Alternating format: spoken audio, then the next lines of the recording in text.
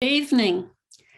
I am Linda Level, President of BIO, and it gives me great pleasure to welcome you here this evening as we award BIO's Editorial Excellence Award.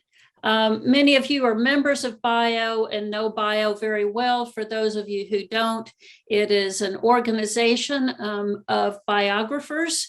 We support one another and support biography and promote biography in the general culture. We provide guidance to new biographers and provide awards and various fellowships to recognize important biography and encourage people's work on biography. We're very aware in bio that a biography cannot be written just by one person. It requires a lot of people. And we are especially appreciative of the editors of our biographies. And since 2014, we have awarded an Editorial Excellence Award every year. This year, of course, we award it to Bob Bender. We've awarded it to 7 different editors over the years. And let me pull this up if I can. Past recipients are Tim Dugan, Robert Gottlieb, Gayatri Patnaik, Jonathan Siegel, Eileen Smith, Nan Talese, and Robert Weil. So as you can see, there's excellent company there. So this is our 8th time to give this award. The award was selected by BIO's award committee, chaired by Kai Bird, whom I will introduce in just a moment. The other members of the committee are Tim Dugan, Ruth Franklin, Peniel Joseph, Candace Millard, and Will Swift, all members of BIO.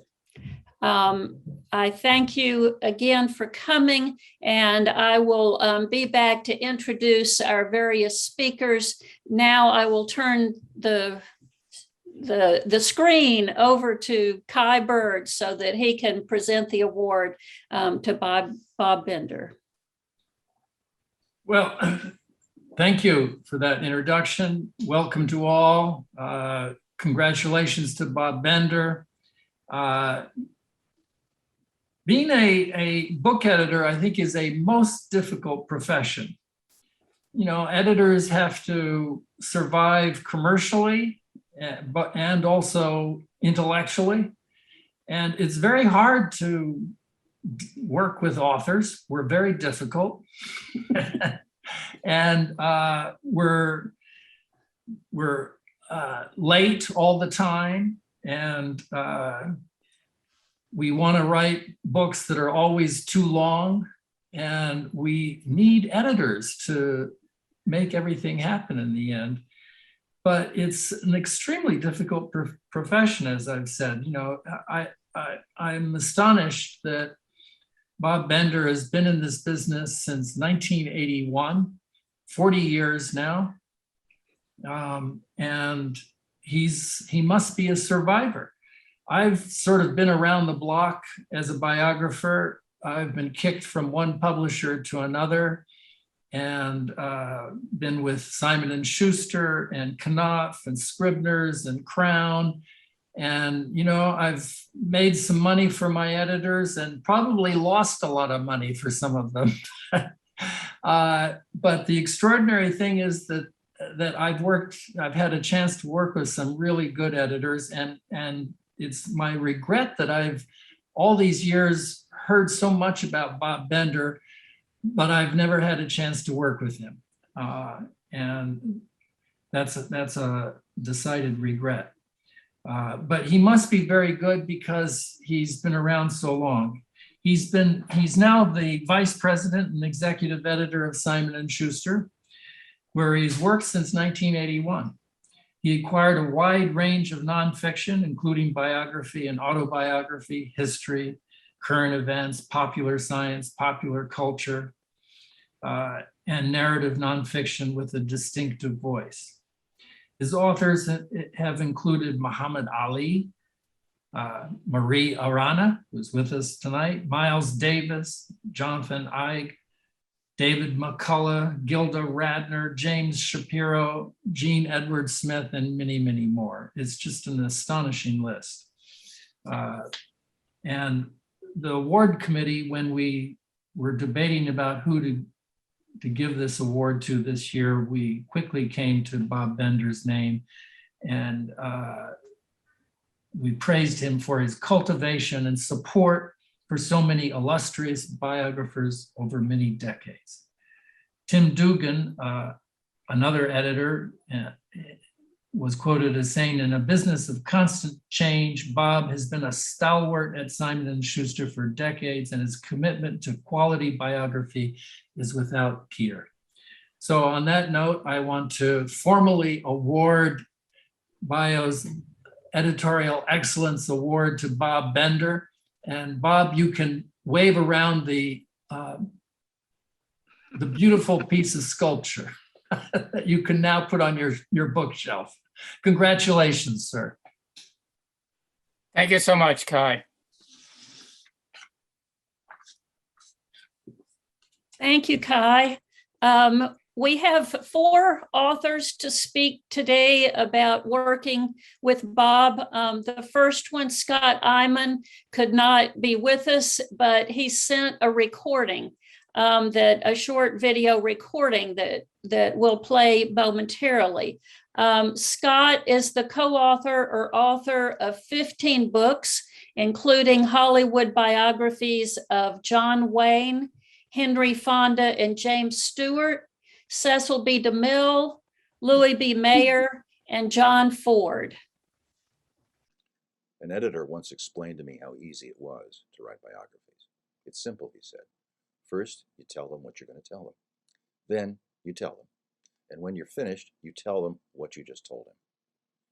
Well, that sounded like something well within my skill set, so I began doing it, and I quickly wanted to take a machete to the man who told me that.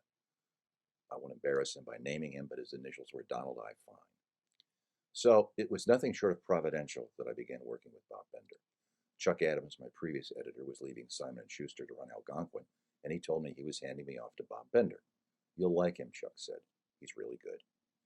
With that innate instinct for interpersonal relationships that's never failed me, I prepared myself for the kiss-off, if only because my books got great reviews and sales that could be delicately termed insignificant. But Bob fooled me. He was calm, he was unflappable, he was supportive. And lo and behold, working with Bob, my sales began to increase. We even made the Times bestseller list, which would have seemed not merely a bridge too far, but a highway too far. Now here's why Bob is a great editor. When you write history or biography, or probably for any kind of long-form nonfiction, you're essentially descending to the bottom of a well for years at a time, if only because you're in closer contact with more dead people than you are with live ones. Bob is not a nervous editor. He doesn't hover. He might check in every 9 months, or maybe a year.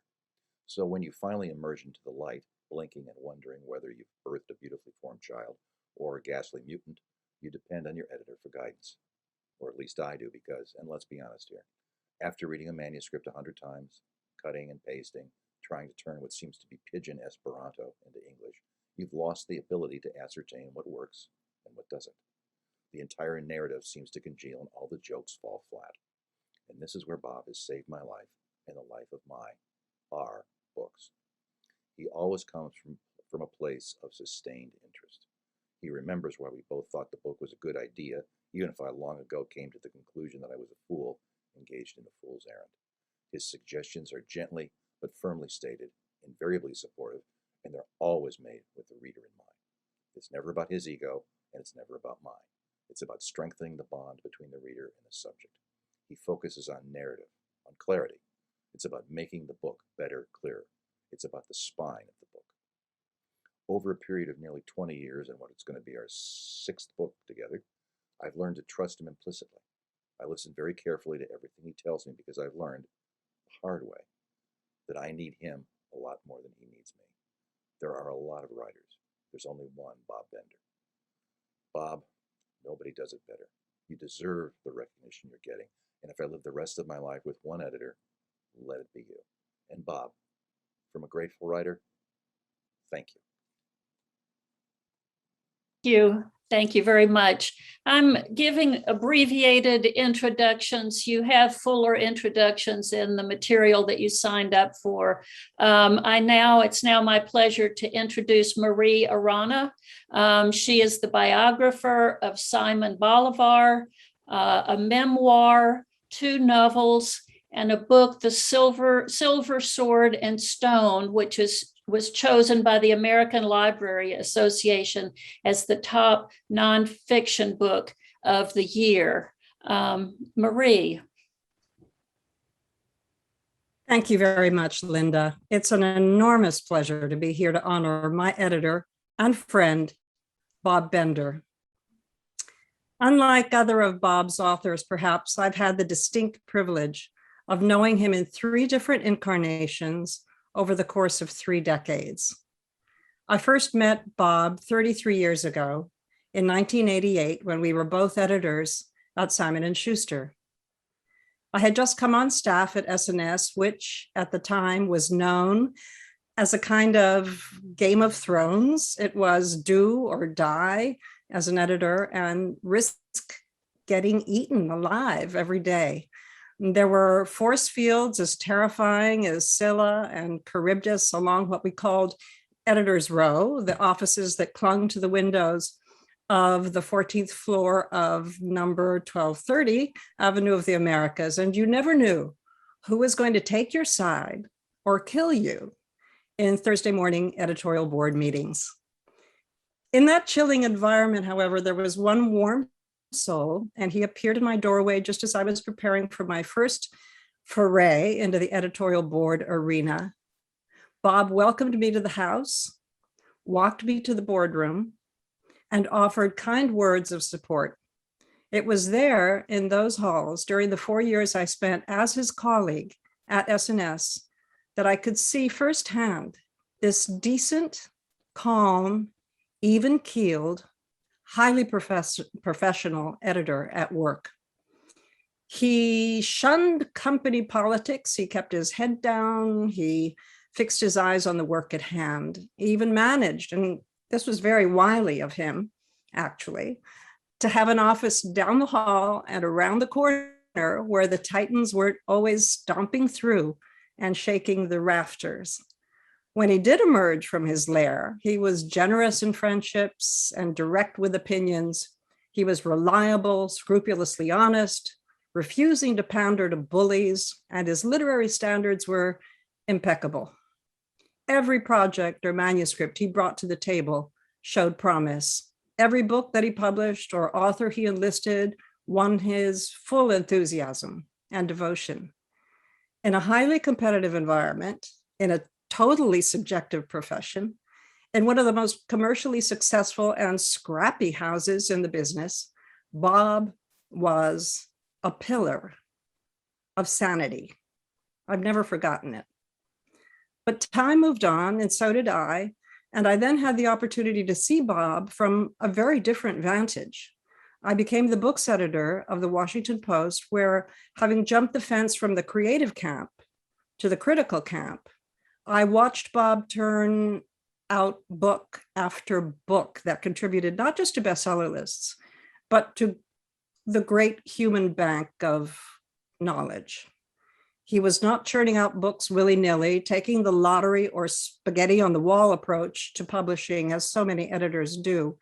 He was an engine of excellence, a paragon of good taste, choosing books with an exquisite sense of what was worthy, what was timely, what would last, what moved the needle on the historical record or the scientific record, or said something new in a passel of fields, the arts, evolution, religion, politics, fishing, society, biography.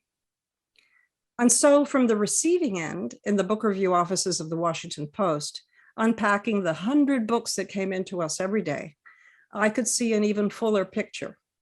There were Bob's books at the top of the heap, Miep Geese on hiding Anne Frank in her attic, Miles Davis on life as a musical genius, Gerald Clark on the glittering, notorious life of Truman Capote, Harold Bloom on the peculiarities of American religion, Wade Davis on the mysteries of the Amazon jungle, Reeve Lindbergh on life as the youngest child of hyper-famous Charles Lindbergh, Jean Edward Smith on two radically different Republicans, Ulysses S. Grant and George W. Bush, Robert Putnam on the quirks and trends of American life, David Quammen on evolution, E.O. Wilson on eternity.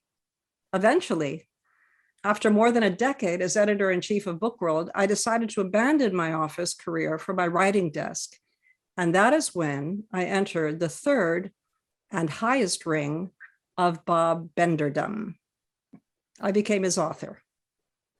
Bob contracted me to write a biography of Simon Bolivar, liberator of 6 South American republics, and a man whose life was replete with brilliant victories, heartbreaking tragedy, stupendous deeds, and stupendous failures.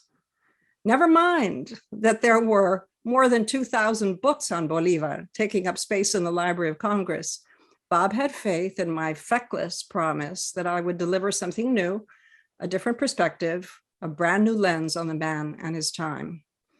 And then, once again, when that book was finished, and I told Bob I wanted to write a 1,000-year narrative of Latin American history in a volume of no more than 350 pages, he didn't blink an eye.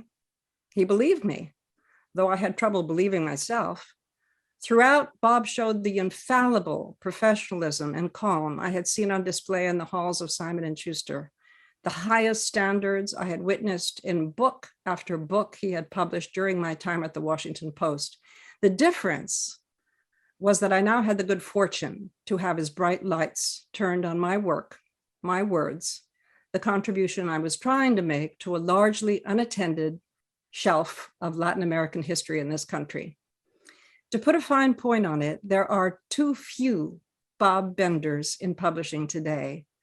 The expert antenna, that caring attention to every page, that careful shepherding of each book, each subject, each author, that generous spirit. These are rare traits to be cherished. I am thrilled that Biographers International, an organization whose work I've admired for many years, has chosen to give Bob its highest professional honor, an honor that celebrates a gloriously productive career that has championed a river of great books and great authors. Congratulations to you, Bob, for this extraordinary achievement. And thank you for your ongoing service to excellence in biography, an indispensable genre in American letters. May you lead the way in publishing many more.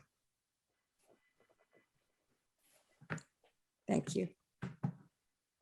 Thank you very much, Marie. Our next speaker is David Blight, who is known to us in bio, as all of you are. He is the Sterling Professor of History at Yale. He is the author of many books about race and American history. I believe there's one biography, which is his biography of Frederick Douglass, which won Bio's Plutarch Award a few years ago. This is Bio's award for the best biography of the year. He is, as I said, the author of many books and is also a recipient of the Pulitzer Prize. David. Thank you so much, Linda, and Kai, and thanks to Bio for doing this event. My two predecessors here have given very moving speeches, I must say. And it is daunting and a great honor, Bob, that you asked me to be among this, this group of authors that you've surrounded yourself with over the years. During Marie's presentation, I was reminded of the first time I sat in your office, Bob, and I looked around at the shelves and I started realizing all the people you had published. And it was daunting. I mean, you were already interested in my book and going to sign me up, but I thought, oh my God, he's done McCullough, he's done Jim Shapiro, he's done so and so and so and so. How will I ever produce this book for this guy? I want to say to everybody out there that I ended up in Bob Bender's office because I had two good friends of mine, one Jim Shapiro and one Jim Miller, who said to me, when you're looking for an editor with this Douglas book you say you're going to write, Bob Bender, they both said, is a lunch pail editor. Now, lunch pail editor, we probably all know roughly what that was supposed to mean. You were a guy who just got up every day and maybe takes his lunch to work, I don't know, and just works at the job of editing without distractions, with great care. Now, I can say for a fact, because you've taken me to a number of Midtown Manhattan lunches, that I've never seen you carry a lunch pail. But you may have. I wouldn't doubt it. Bob is the kind of professional and person who on the one hand has a wonderful kind of aw shucks humility. I guess born of his neighborhood in the Bronx, perhaps. But there's an aw shucks humility combined with a clear-eyed, firm brilliance. And I learned, as my colleagues here learned, that when Bob gives you some advice, literary, professional, and otherwise, you listen. I also remember that when my wonderful agent, Wendy Strothman, was taking me around in that routine of meeting editors at different publishers. And the moment I met Bob and we were 5 minutes into a conversation, I knew this is who I want to work with. He understood who Frederick Douglass was and knew a lot about him. He clearly understood the craft of biography. I sensed that immediately. And when I asked my stupid question, can I have real footnotes? I mean, endnotes, not those parenthetical things that social scientists use. And he looked at me and he laughed and he said, you can have whatever footnotes you want. That meant a lot to me then. And that did it. That's it. I'm working with him. Anyway, now the writing of any book, as everyone here has said, is a very long process. And Bob doesn't just nurture writers, he nurtures people. I had a terrible heart surgery in the middle of writing my book. I was 2/3 of the way through and felt like I was down for the count. And I really wasn't sure I'd ever, you go through a lot of craziness in the wake of a heart surgery. I wasn't sure I'd ever finish that thing. He was so supportive, so caring, looked in on me, so to speak, without even bringing up the book until I was ready to bring it up. That meant so much to me because I felt so much terror and pressure that I'd never finish it. And once I got back to writing and produced a chapter, Bob started up the communication with me again, and I sort of knew I'm going to get there. The other thing I want to say about Bob as an editor, and no one else has brought this up, is he edits, ladies and gentlemen, with a pencil on paper. Not everybody does that anymore. In fact, I don't know that anybody does anymore. I hope they do. Bob edits with a pencil on paper, the whole manuscript. And I loved that. I had real paper delivered to me in boxes or packages. I didn't have to figure out the latest annual version of online editing. And I'm grateful for that. And he read my gigantic manuscript on Douglass twice, 2 times, all the way through. And when I was writing chapters, I would send him a chapter at a time. He usually would just write back and give me encouragement. He'd say, I thought it was really soft in this section, and I don't like your foreshadowing there. But in the end, here's what I learned from it. And I'd move on and I'd move on. That's before he ever got the manuscript to edit it. But once it was edited, then we, of course, had our little tussles. He was Xing out whole pages. Not very often, but once in a while. But I learned to pay attention to Bob's sense of story, of narrative, of trajectory, of what I had actually said 4 chapters earlier and had forgotten, and so on. I also want to say that I went back, Bob, and read a whole slew of our emails over the years. That's a little dangerous sometimes, but they were like a catalog of your sense of humor. Really, they were a catalog of your sense of humor. Whatever I was asking you about, and sometimes it was just my anxieties I was spilling out at you and your fantastic assistant, Joanna Lee, who deserves some mention here. She does help run Bob's office. And you would usually answer with humor, and very frequently something about the Yankees, something about baseball, because you knew that was a soft spot for me. And you even saw the obituary for Al Kaline without me having to tell you about it, which was fantastic. I'm a Detroit Tigers fan. Kaline was God. Bob understood that. Anyway, lastly, when it came to what was I going to do my next book on, that didn't start well, because I said, Bob, I want to write a biography of James Weldon Johnson. And he didn't say, who is what James Weldon Johnson? He said, but David, he's not Frederick Douglass. And I said something like, there aren't any other Frederick Douglasses. There's only one of him. But let me try to convince you that James Weldon Johnson deserves a major biography. And he's finally said, all right, take your shot, write a proposal. It took 2 tries. But on the second try with my proposal, I read the email today. Bob writes and says, all right, you've convinced me. He deserves a major biography, and so do the readers out there. Let's go. And that meant so much to me, because I was determined I was going to write my next book with Bob, no matter what he said. And I didn't want to change the topic. I wanted to work with Bender. And I was going to do that anyway. I don't know what the other book would have been, but thank God you said yes to James Weldon Johnson. For all of your personal support, Bob, and this wonderful exchange of humanity and humor, and just fantastic editing and literary sensibility, I thank you. I've had the privilege to work with 2 legendary editors in my life. The first was Joyce Seltzer at Harvard Press, and now with Bob. And I hope we're all around here, Bob, that I can do this second book with you. And congratulations on this honor from Bio International. No one in this business deserves it more than you. Thanks, Bob.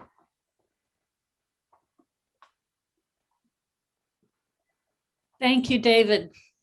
Our next speaker is Jeff Gwynn from Texas. He's the best-selling author of many biographies, including those of Henry Ford and Thomas Edison, of Jim Jones, Charles Manson, Bonnie and Clyde, and Santa Claus. Jeff Gwynn. Thank you very, very much. It's a rare but a wonderful moment when an award and a recipient are perfect for each other. We live, all of us now, in a time when there is no more important form of writing than biography. To be able to study lives and events, and not just glory in the highlights, but sometimes learn from mistakes, and to see that greatness does not necessarily require perfection. This is a time when false facts, alternative facts, are too often presented as truth, and when deliberate ignorance masquerades as wisdom. I know a lot about that. I live in Texas. and to try to write biographies in this time when we're challenged not only to capture readers' attention, but to do it in a way that deserves it. The writers are critical, but all of us here tonight know just as critically you need the right editor. Your organization tonight is honoring the absolute best. I have no question of this. I think the other writers here speaking tonight would pretty much agree with me. I began working with Bob Bender under the worst of circumstances. An editor at Simon & Schuster that I had been working with, I very much respected. We'd just done a bestseller together. Just pretty much disappeared from the company one day. And I was aghast and I was furious. I wondered who I'd be handed off to. Fortunately for me, my agent said, I'm going to try to get you together with Bob Bender. I was reluctant. I went out to lunch with Bob. And 30 seconds into it, I couldn't believe how lucky I was to find an editor who not only loved baseball as much as I did, but history as much as I did, and whose breadth of knowledge is staggering. This is a man who knows so much. For at least in my case, I struggle not to seem too dumb. He's always going to be smarter than me, and I've learned to value that. One of the things that surprised me is I began working with Bob on a book in progress that had started with another editor. It was about Charles Manson and the chaotic late 1960s in America. And I found myself doing something I'd never done with another editor. I wasn't just waiting to send him my completed manuscript, which of course would be so wonderful. Every word should be carved in marble and that he wouldn't have to worry about changing a thing.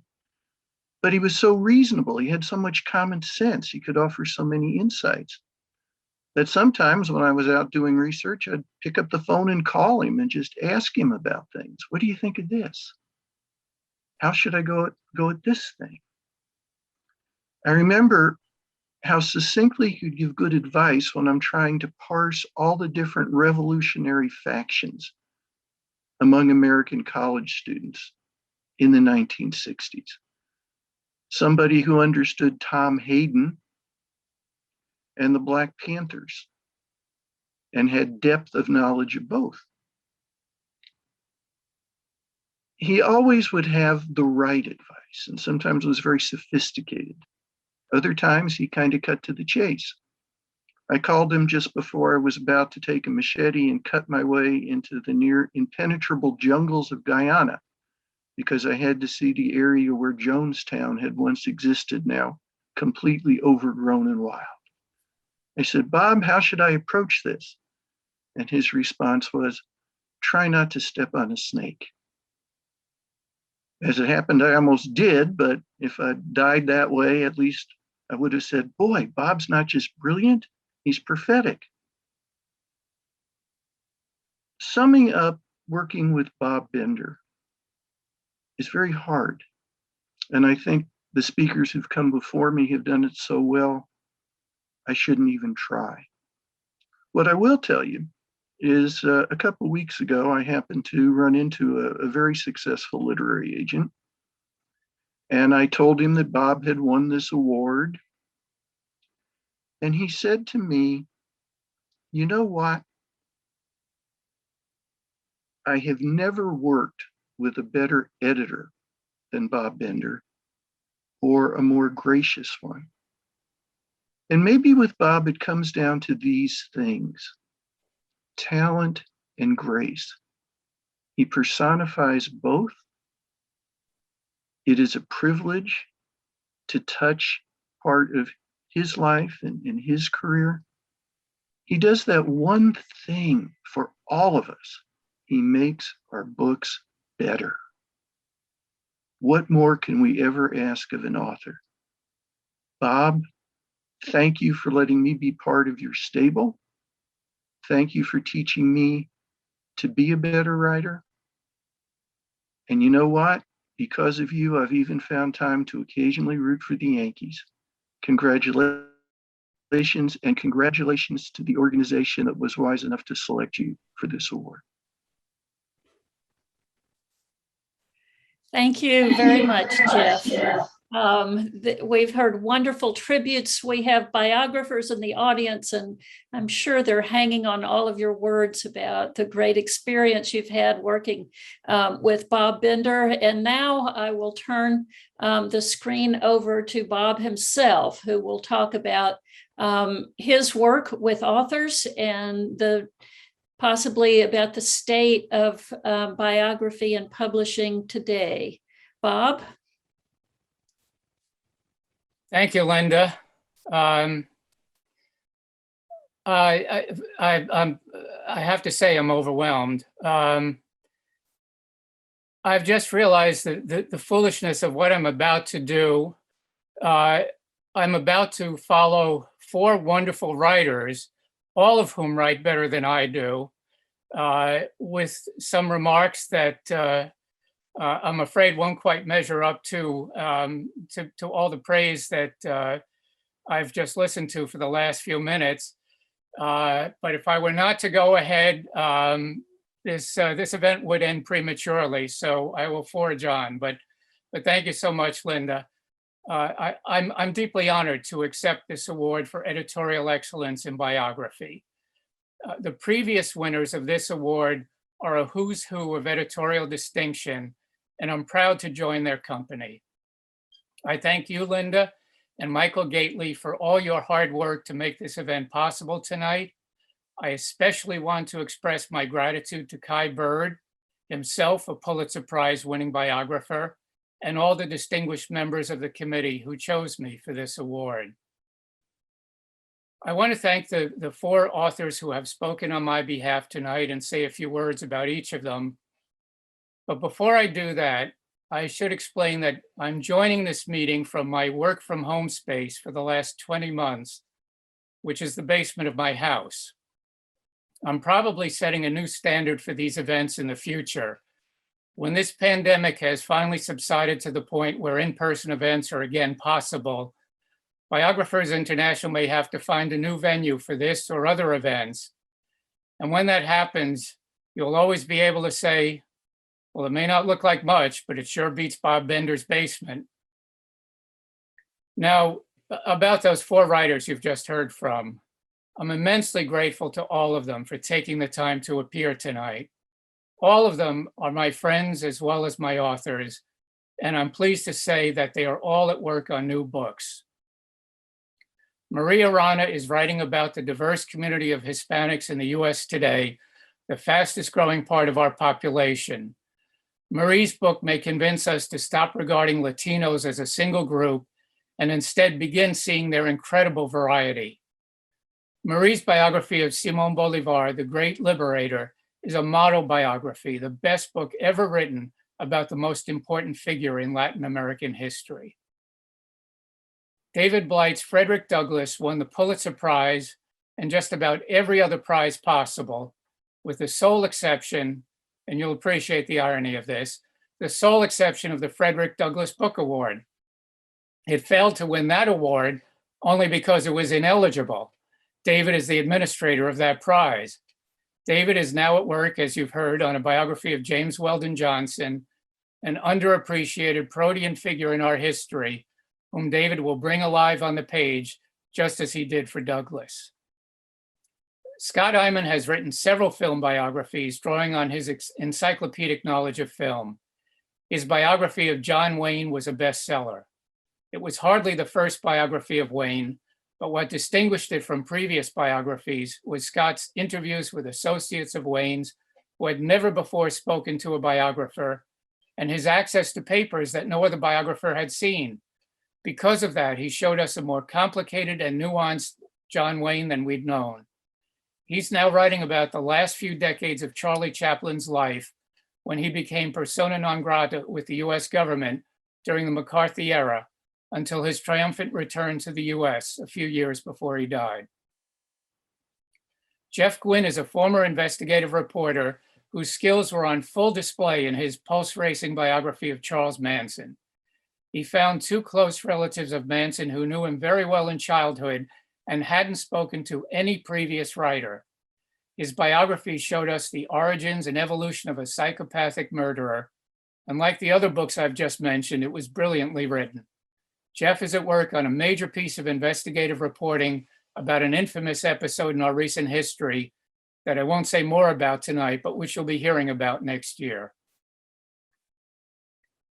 This past year and a half has been an extraordinary time for writers and for the book industry. Biographers and other writers who needed access to documents in archives, libraries, and universities found themselves unable to gain access as the pandemic shut down institutions large and small. Some documents had been digitized and were accessible online, but others remain locked away. Some books are still on hold pending the reopening of archives. Similarly, interviews and meetings that once would have taken place in person instead had to be conducted over Zoom. And that situation has continued even as books are being published. In-person publicity events have been replaced by virtual ones that are a poor substitute for meeting readers and talking to them live and in person.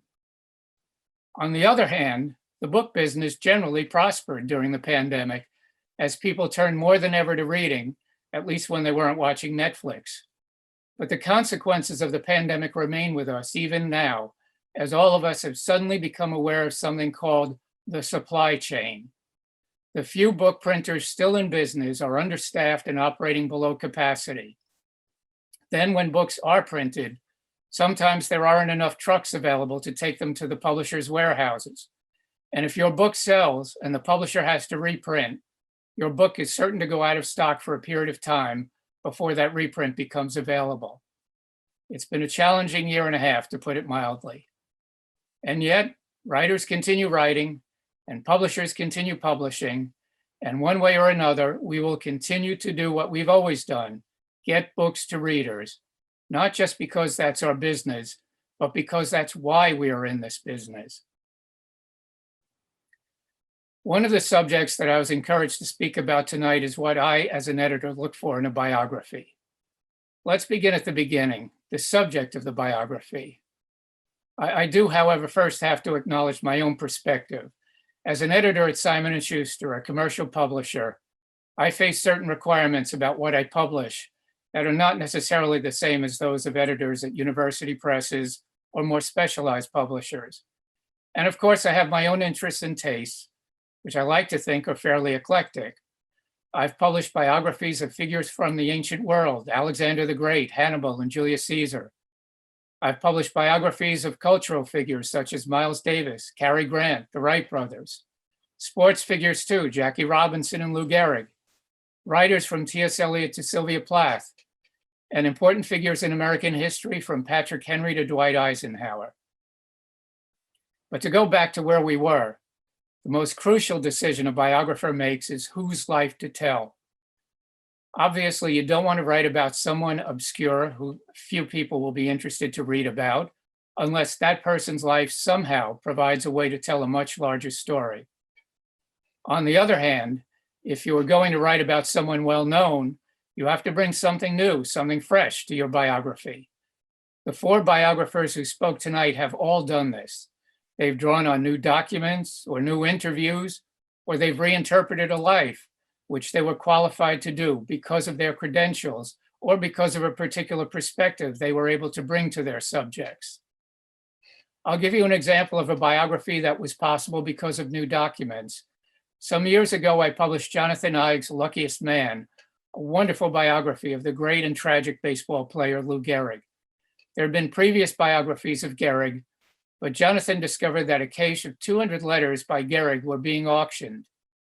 He found the person who was selling the letters and persuaded the seller to allow him access to the letters before they were sold. Those letters humanized Gehrig as never before and shed new light on the last 2 years of his life when he retired from baseball and slowly died of the disease that is named after him. 2 years of Gehrig's life that every previous biographer had quickly skipped over because so little was known about them. But even when a biographer chooses a good subject, there can still be complications. Years ago, I attended a talk at the 92nd Street Y in New York by Justin Kaplan, a distinguished biographer of Mark Twain and Walt Whitman, among others. And also, by the way, for a few years before he began writing, Kaplan worked as an editor at Simon & Schuster. Kaplan had begun writing a biography of Charlie Chaplin, but 2 years into his research, he said that he had to drag himself into his study in the mornings because, he said, he couldn't stand the little SOB, as he called Chaplin. He told his publisher he couldn't bear to write the book. Fortunately, he came up with another subject.